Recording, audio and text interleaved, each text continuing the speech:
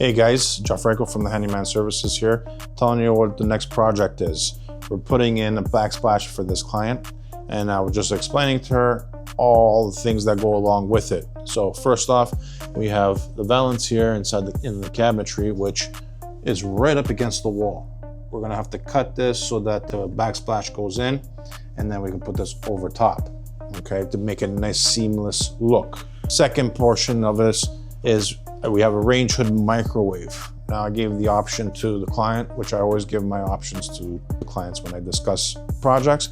We can either tile right up against the range hood microwave, or we take down the range hood microwave and tile right up to the cabinetry and then put the microwave back, okay?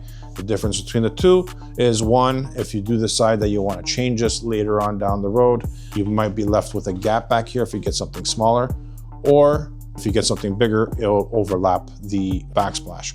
Usually my personal preference would be to go right up against the cabinetry, so that this way, anytime you want to change the range hood out, you're not left with any gaps or any deficiencies. And then we're also going to put a metal edging here. Lastly, the electrical work. So usually with the electrical work, we take the outlets out and then we tape up the outlet with electrical tape, so that this way, sometimes when you're in your kitchen and you're plugging in your appliances, fiddling with it for too much, it might be loose and it might make contact with the junction box, which will trip the breaker.